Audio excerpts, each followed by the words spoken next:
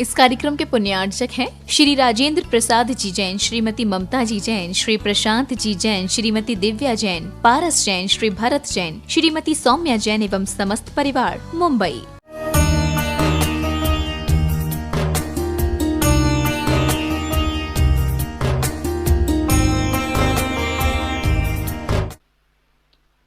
दिला दो।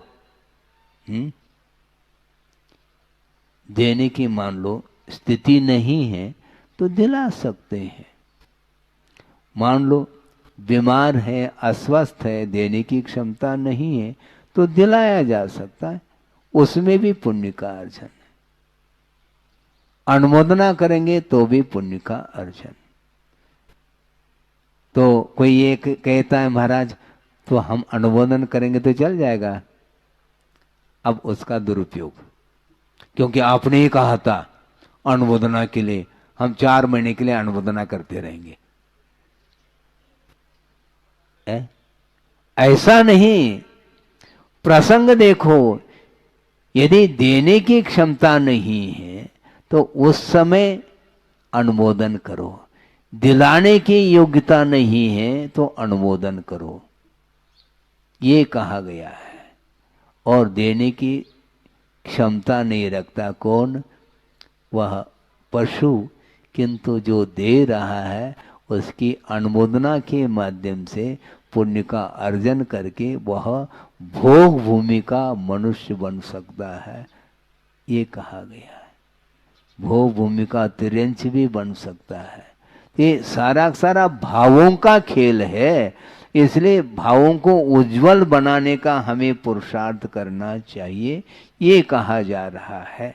इसलिए प्रतिदिन यह प्रकारांतर से विषय आपके सामने आगम के माध्यम से रखा जा रहा है। इसलिए आस्था बहुत बड़ी चीज है। आस्था के माध्यम से ही ज्ञान में समीचीनता आती है और उस ज्ञान के माध्यम से विवेक जागृत होता है और विवेक जागृत होते ही चारित्र की ओर वह कदम बढ़ाता है। इसलिए चारित्र के लिए ज्ञान का होना आवश्यक माना गया है। मात्र ज्ञान ज्ञान ज्ञान कहोगे तो नहीं होता, प्रयोग नहीं है तो उसका उपयोग क्या है? उसकी यूटिलिटी, उपयोगिता, ज्ञान की उपयोगिता है प्रयोग करने में है, नहीं है तो नहीं है। चश्मा आपने खरीद ली और शो के लिए है उसको लटकाया। कई लोग यहां पर है, होता है क्या नहीं? तो यहां आंख है क्या आपके? आंख कहां पर है इतना तो सोचो। हंसी आ रही कई लोगों को, लेकिन देखा है क्या नहीं? ये फैशन बोला जाता है इसको। हाँ, फैशनेबल लाइफ इसी को बोलते हैं। वो क्या है? मतलब वो प्रयोजन एक साइड में रह जाता है।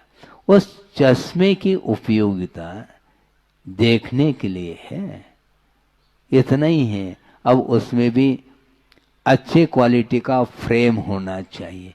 तो फ्रेम के द्वारा हम देख रहे हैं क्या ग्लास के द्वारा देख रहे हैं? हमें बता दो थोड़ा। महाराज आप सब यहां मंच पर आकर के खोलना चाह रहे हैं, खुला हुआ है, मैं क्या खोल रहा हूं? ग्लास के द्वारा आप देख रहे हैं, पढ़ रहे हैं, क्या फ्रेम के द्वारा? मुझे बता दो।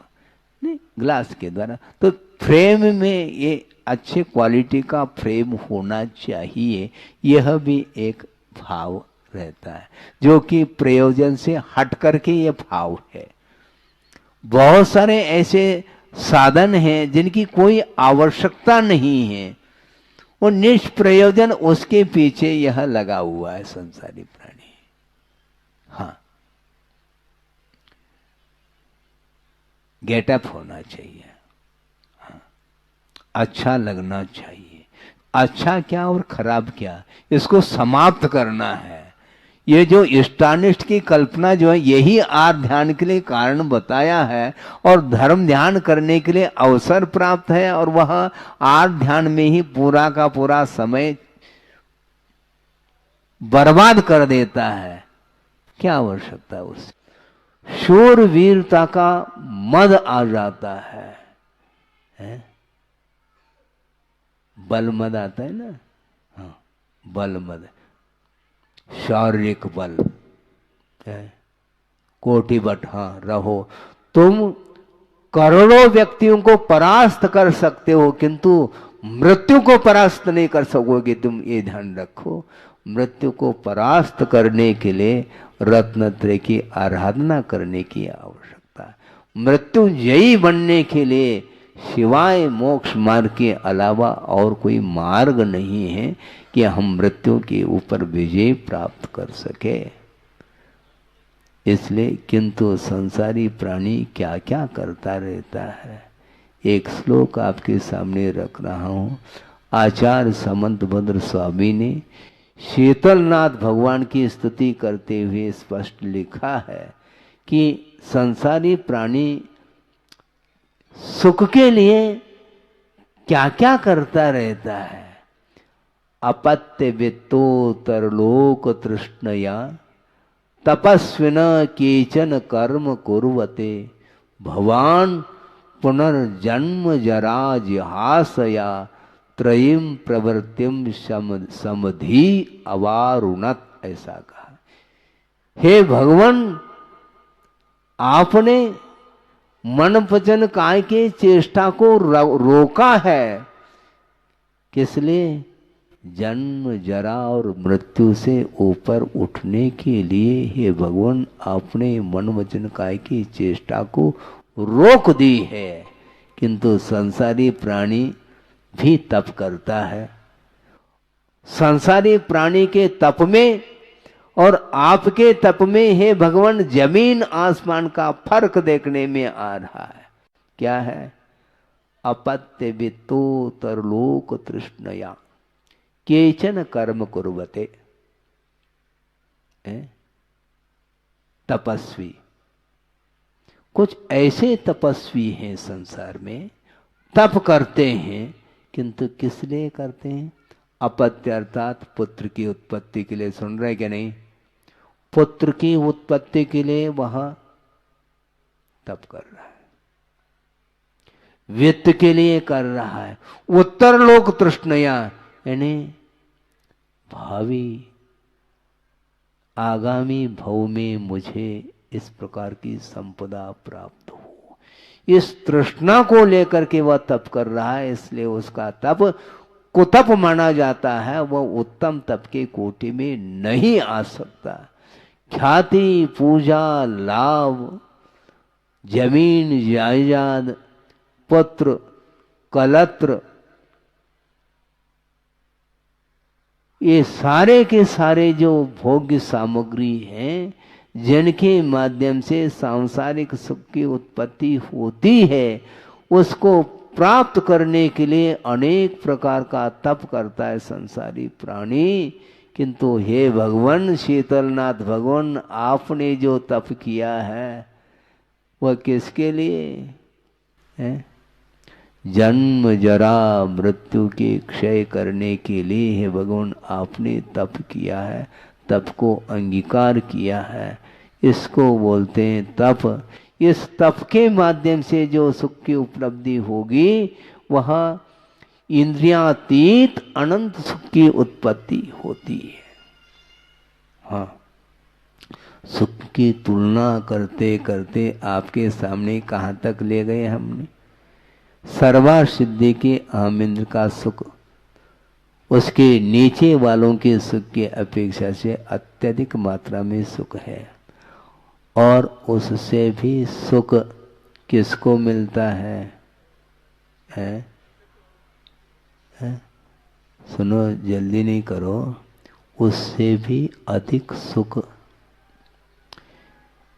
श्रमण पर्याय में, श्रमण पद को जो अंगीकार किया है, अहमिंद्र के नाहि कहो, अहमिंद्र के लिए भी वह सुख संभव नहीं है।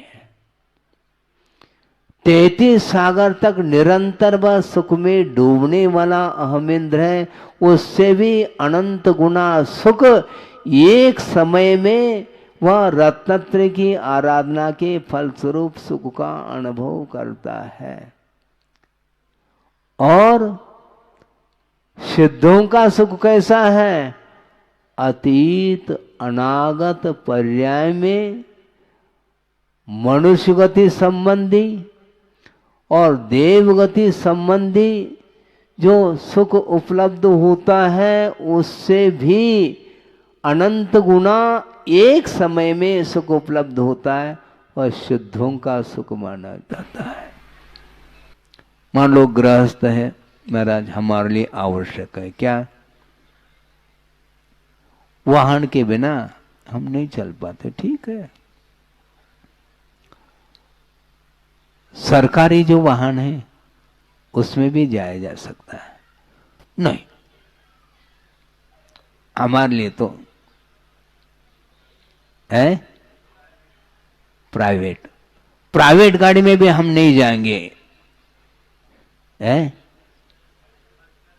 पर्सनल, ये है, हम किराए से नहीं, पर्सनली होना चाहिए। और उसमें भी गाड़ी क्वालिटी, कंपनी, अब कंपनी से क्या मतलब है? उस कंपनी का होना चाहिए। सब क्वालिटी क्वालिटी क्वालिटी की ओर दृष्टि है, जबकि मान लो हाई क्वालिटी की नहीं भी है तो भी वह गाड़ी तो गाड़ी है, अपनी स्पीड से जा रही है, अपने को काम से मतलब है, लेकिन ये मतलब साइड में रह जाता है प्रयोजन और इसमें उतर जाता है। इस प्रकार सारे सारे जितने भी सांसारिक साधन सामग्री है वो इसी प्रकार उसका उपयोग करता चला जाता है और इसके लिए वह इतना श्रम करना पड़ता है क्योंकि करोड़ रुपए के बिना वो आएगा नहीं।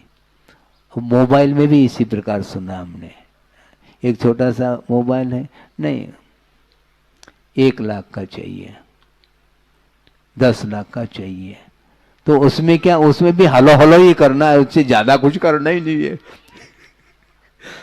ये हो क्या रहा है? आपको दूसरे के साथ संपर्क ही तो करना है, तो इसमें क्वालिटी मेंटेन करने में क्यों पैसा बर्बाद कर रहे हो? लेकिन होता ऐसा ही है। बाजार में कोई अलग मॉडल आया है तो बस उसको पहला मैं ही खरीद लो, उसको ये भाव रहता है। ये सारे सारे साधन सांसारिक साधन माने जाते हैं। इसी प्रकार मोक्ष मार्ग में भी कुछ साधन हैं, किंतु उन साधनों की ओर दृष्टि नहीं रख करके केवल उन साधनों में उलझा हुआ है, इसलिए ज्ञान भी उलझन के लिए कारण है, ये कहा है। ज्ञान के द्वारा प्रकाश मिलता है, ले तब तो टार्च का प्रयोग आप पर पदार्थ की ओर कर रहे हैं, अपना आत्म तत्व की ओर भी तो टार्च मारो, है? ज्ञान का उपयोग अपने लिए करना चाहिए, दूसरे के लिए थोड़ी है। आत्म तत्व को प्राप्त करने के लिए, मोक्ष प्राप्त करने के लिए ज्ञान उपयोगी कहा है, ये मार्ग माना जाता है। सम्यक दर्शन, सम्यक ज्ञान, सम्यक चारित्र, ये तीनों मोक्ष के लिए मार्ग है। और इस ज्ञान को लेकर के भी वह मद करता है, मेरे पास इतना ज्ञान है, बैठ जाओ मैं समझा दूंगा तुम्हें। अच्छा, तो आपको समझ में आ गया क्या? हाँ आ गया, फिर यहाँ पर क्यों बैठे हो? समझ में आ गया तो यहाँ पर तुम्हें बैठना नहीं चाहिए, दीक्षित हो जाना चाहिए। हाँ, दीक्षित होने की बात मत करो, अभी तो समझाने में आनंद आ रहा है। आचार्य कहते हैं समझाते समझाते समझाते अनंत काल व्यतीत हुआ और समझते हुए भी अनंत काल व्यतीत हुआ। अब समझना नहीं, कुछ करना है, कुछ करके गुजरो, है बोलना नहीं, बिना बोले मौन रूप से साधना करो, ये कहा।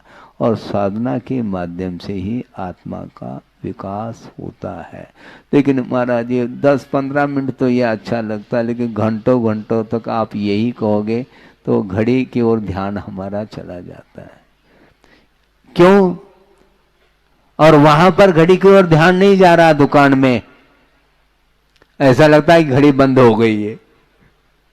वहां पर ग्राहक लाइन लगी है, इसलिए वहां पर ध्यान नहीं जा रहा घड़ी की ओर। बस इसी प्रकार वहां पर नींद नहीं आती है।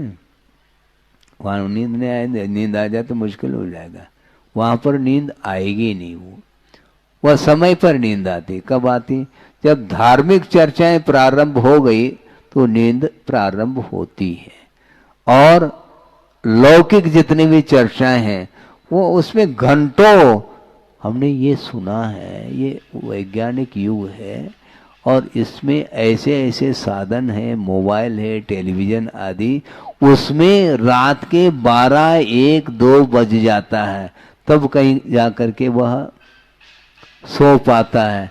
ये 1-2 बजे तक क्या किया आपने? देखा क्या उसमें टेलीविजन आदि में? यही देख, राग का दृश्य देखने के लिए इसको घंटों तक भी देखें तो वह उससे उबता नहीं, किंतु 10 मिनट भी यदि मान लो हम परमार्थ की बात करते हैं तो उसको रुचता नहीं। रुचना चाहिए। रुचे या ना रुचे, आचार्यों ने ये कहा कि कम से कम कर्तव्य तो कर ही लो। कर्तव्य करते रहो। एकाध व्यक्ति भी यदि मान लो वह कल्याण कर ले तो अपनी दुकान तो चलती है। ये जो हीरे की दुकान, जो हीरे माणिक मोती आदि होते हैं, उस दुकान में भीड़ रहती है क्या? है? और भीड़ नहीं, प्रतिदिन तो भीड़ है ही नहीं और कभी भी भीड़ नहीं वहां पर है। हाँ, और वो सारे के सारे नग जो है ना लटकाते नहीं, वो ये भी ध्यान रखना भीतर रखते हैं, वो ट्रेजरी में बंद है।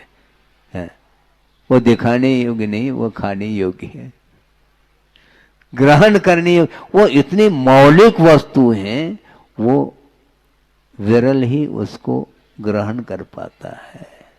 इसलिए वो उसको प्राप्त करने के लिए बहुत ही साथ से पुण्य चाहिए। इसलिए परमार्थ जिसको रुच रहा है तो उसके लिए ज़्यादा उपदेश की आवश्यकता नहीं पड़ती। बस थोड़ा सा संकेत दिया और उसके माध्यम से वो आगे बढ़ता चला जाता है।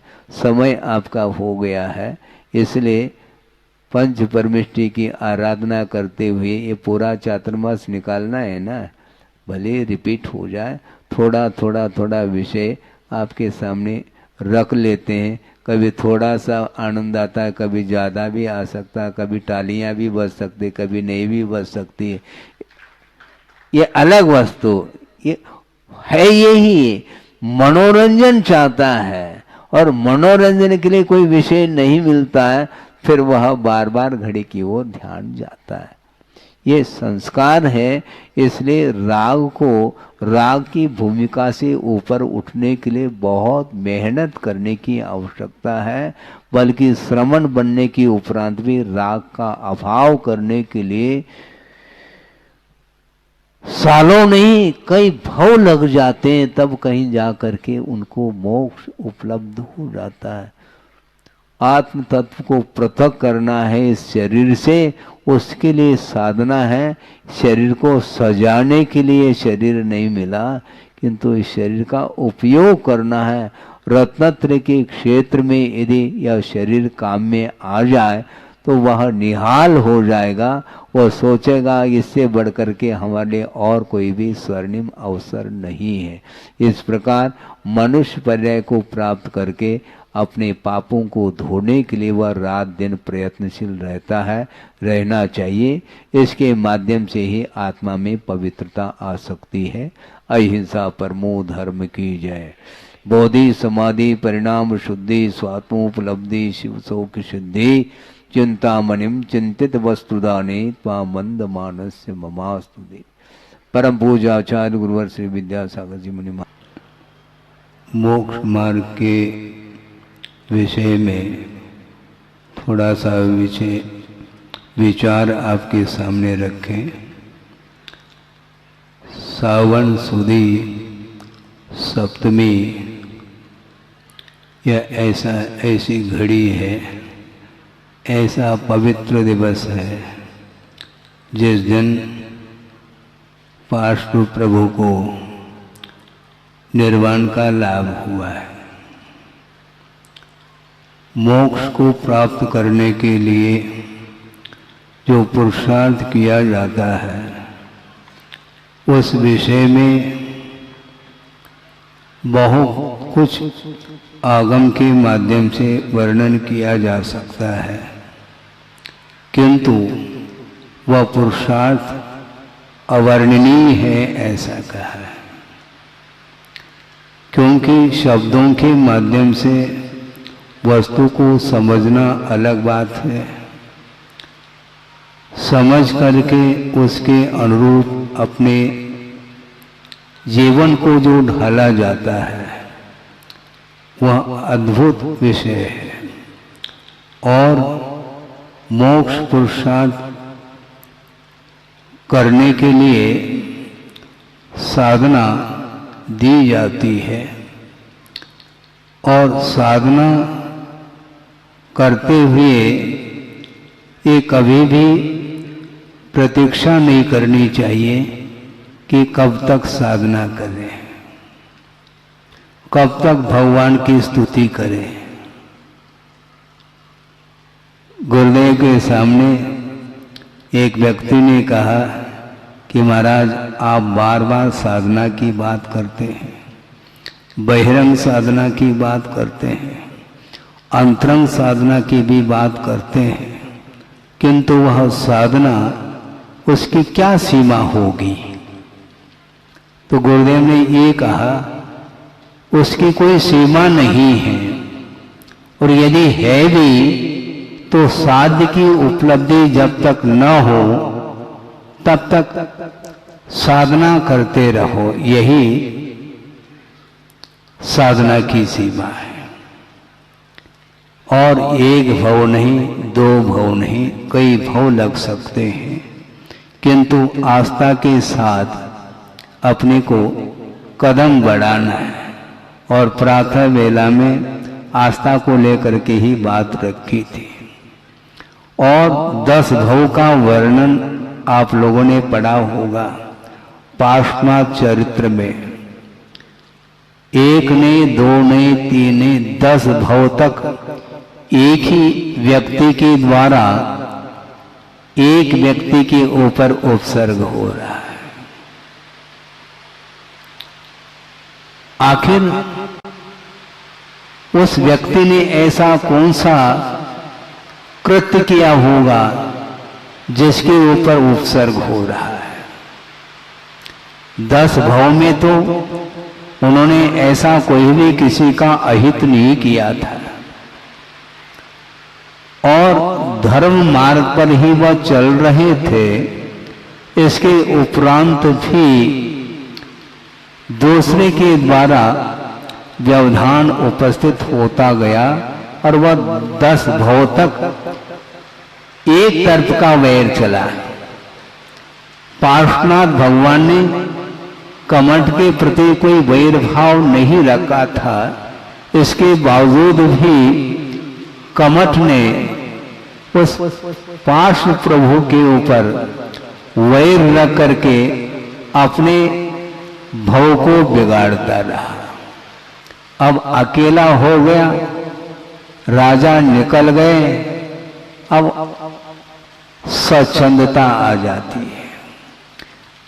मैं वह सोचता मैं स्वतंत्र रूप से इस राज्य को मैं चलाऊंगा। इस प्रकार उसके अंदर भाव जागृत हो जाते हैं, और साथ साथ वह उसके अंदर दुर्भावना भी जागृत होती है। और दुर्भावना ये होती है कि मरुभूति उसकी जो श्रीमती है वह धर्मनिष्ठ है, किंतु यह कमठ जो है धर्मनिष्ठ था नहीं, और उसके अंदर इस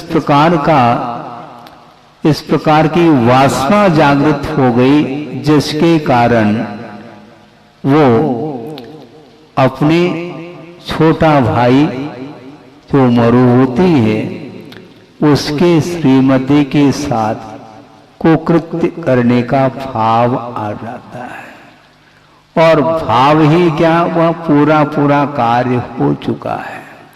किंतु लौट करके जब राजा आता है और मंत्र के साथ आ रहा है, और उस राजा के लिए वह सारा समाचार अन्य व्यक्तियों के माध्यम से ज्ञात हो गया, समाचार सुन लिया और मरुभूति ने भी सुन लिया, तो उस समय राजा ने सोचा ये ठीक नहीं किया है, यदि दंड नहीं मिलेगा तो निश्चित रूप से राज्य में फिर इस प्रकार के कृत्य निरंतर होते रहेंगे, उसको रोकने के लिए दंड की बड़ी आवश्यकता है। इस प्रकार निर्णय लेकर के उस कपट को सबके बीच में उसका अपमान करके और राज से निष्कासित कर दिया। और निष्कासित हुआ वह कमठ काफी दुखी था, और दुखी मन से वह गया है, और उसने जो कृत्य किया था, जो अपराध किया था, वह अक्षम्य अपराध था। इसके उपरांत भी मान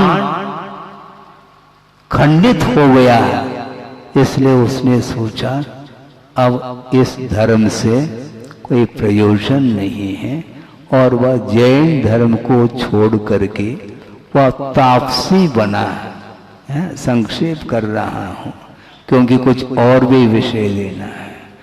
तापसी बन करके वो एक शिलाखंड को, एक विशाल शिलाखंड को अपने बाहुओं के बल से उठा लिया और खड़े होकर के वह तप कर रहा है।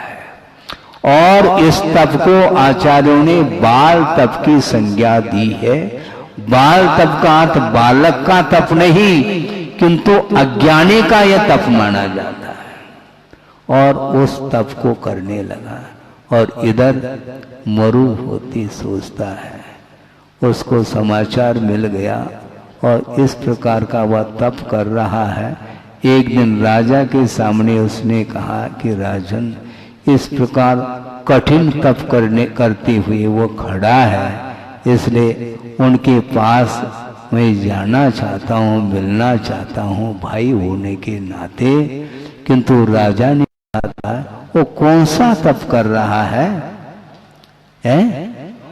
वह उत्तम तप कर रहा है क्या कुतप कर रहा है? नहीं, उत्तम तप तो नहीं कर रहा है राजन, फिर कौन सा कर रहा है? वह तापसी बना है और एक विशाल पाषाण का खंड लेकर के खड़ा है, इसलिए उस कष्ट को देखा नहीं जाता, इसलिए उसके सामने जा करके अपने कुछ भाव रखना चाहता हूँ। तो राजा ने कहा, साफ मना कर दिया, किंतु भाई के प्रति स्नेह जागृत हो गया और स्नेह के वशभूत होकर के उसके पास पहुंचा है कि देखो तुम्हें जो दंड मिला है उसमें मेरा कोई भी अपराध नहीं, किंतु राजा को हमने मना किया था, इसके उपरांत भी उन्होंने आपके लिए यह दंड दिया है, इसलिए मुझे माफ करो, क्षमा करो। इस प्रकार उसके चरणों में जाकर के वह गिर जाता है। गिरते ही क्रोध से वह उद्दीप्त हुआ है, क्रोधाग्नि ऐसी प्रज्वलित हुई है कमठ के भीतर। उसने सोचा ये राजा का कार्य नहीं, तुम्हारे द्वारा ही ये कार्य किया गया। इस प्रकार विचार करके क्रोध के वशभूत होकर के आवेश में आकर के उस विशाल पाषाण खंड को उस छोटे भाई के सिर पर उसको छोड़ देता है, तो वह भाई मरण को प्राप्त हो जाता है। ये सोचो, ये किसका फल है? ये विषय के प्रति जो आसक्ति है उसका यह फल है। ये पाप का फल है। ये इस पाप के कारण कई व्यक्तियों ने मिलकर के उसका भी जीवन समाप्त हो जाता है व्यक्तियों के माध्यम से, किंतु वह कमठ कहाँ पहुंच गया? वह भी आर ध्यान के रोध ध्यान के कारण वह कुक्कुट सर्प बना हुआ है, कुक्कुट सर्प बना है, और ये हाथी है। और उसी वन में इसी को बोलते हैं संयोग, और संयोग ही दुख के लिए कारण माना गया है। और वह हाथी है और वह मरुवती का जीव है, और उसकी जो पत्नी थी वह भी उसी वन में हथनी बन करके आई। संयोग इसी को बोलते हैं। और कालांतर में जाकर के जो राजा था वह वैराग्य को प्राप्त हुआ था, मुनि बन करके वहां पर पहुंचा है। फिर वहां पर पहुंचने के उपरांत उस हाथी के मन में कुछ ऐसे भवांतर का जो भी कर्म का उदय होगा, उसके कारण उस राजा के प्रति क्रोध उत्पन्न हो रहा है, उसको पछाड़ने का भाव भी उसके अंदर आ जाता है। किंतु ये ध्यान रखो, और उस राजा जिसने दीक्षा ली थी, और उसको क्या बोलते हैं? हाँ, कौन सा चिन्ह होता है वो? हाँ, श्रीवत्स। उस चिन्ह को देख करके उसको संभव है पूर्व का जाति स्मरण हो करके वह पीछे हट जाता है। अरे ये तो राजा था। इस प्रकार पूर्व का दृश्य उसके सामने आ जाता है, और वो सोचता था, देखो मैं मरुभूति के रूप में था, और बड़े भाई कमठ के द्वारा मेरा अवसान हुआ, और हाथी के पर्याय में जन्म हुआ है। यह पाप का परिणाम है, और आर ध्यान का फल भोगने के लिए इस पर्याय को प्राप्त किया है। अब भविष्य में इस प्रकार का पाप न हो, इस प्रकार मन में एक भाव जागृत होता है, और आस्था जागृत होती है, सम्यक दर्शन उत्पन्न हो जाता है, और उसके साथ साथ उसने अनुव्रत आदि को भी अंगीकार कर लेता है। और वह अपने जीवन में वह तप कर रहा है, उपवास आदि कर रहा है, यहाँ तक कि वह सूखे पत्र आदि खा करके अपने जीवन को व्यतीत कर रहा है। काया क्षीण हो रही है उपवास आदि के कारण। इसके उपरांत भी धर्म के प्रति जो आस्था उसकी रही, वह अपने आप में वह एक प्रकार से किन शब्दों में वर्णन किया जाए। पशु पर्याय में आने के उपरांत भी धर्म के प्रति इतनी निष्ठा है, और मानव पर्याय में भी वह निष्ठा नहीं आ पाई कमठ के अंदर। सोचो, विचार करो। जिसका पतन होने का समय आता है उसको कोई भी समझा नहीं सकता। इसी को होनहार बोलते हैं। होनहार टल नहीं सकता। ऐसे तीव्र कर्मों के उदय आते हैं, उस समय कोई भी समझाने वाला उसको नहीं मिलता। और यह हाथी निरंतर तप करता करता करता उसका शरीर क्षीण हो चुका है और अंत में उसने संलेखना पूर्वक समाधि मरण करने के लिए वह कटिबद्ध हो जाता है।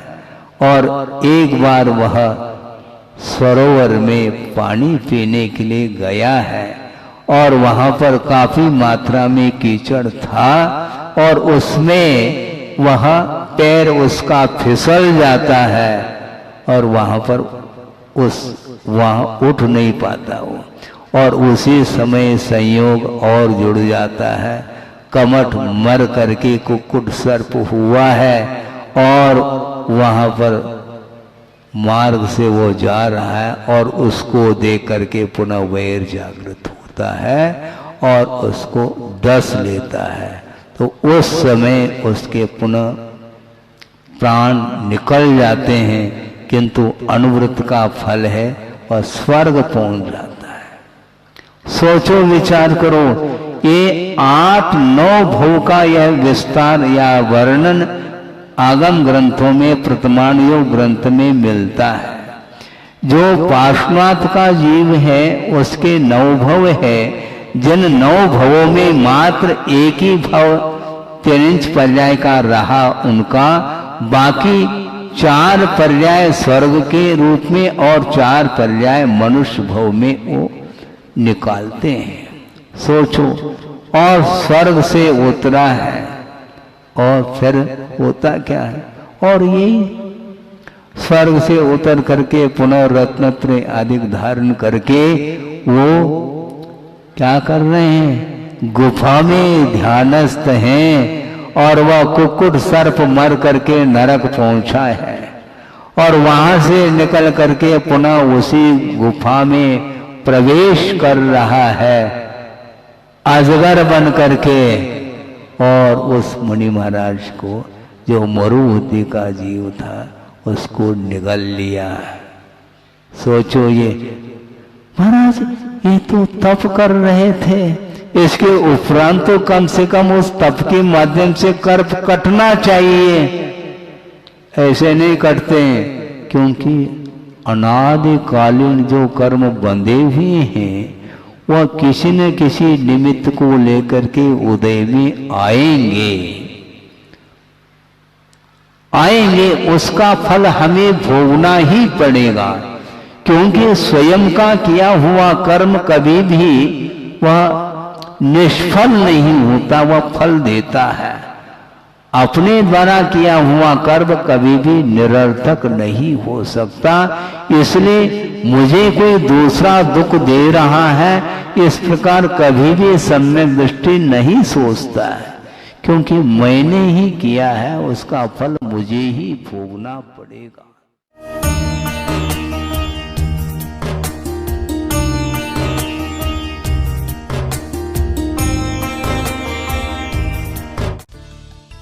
इस कार्यक्रम के पुण्यार्चक थे श्री राजेंद्र प्रसाद जी जैन, श्रीमती ममता जी जैन, श्री प्रशांत जी जैन, श्रीमती दिव्या जैन, पारस जैन, श्री भरत जैन, श्रीमती सौम्या जैन एवं समस्त परिवार, मुंबई।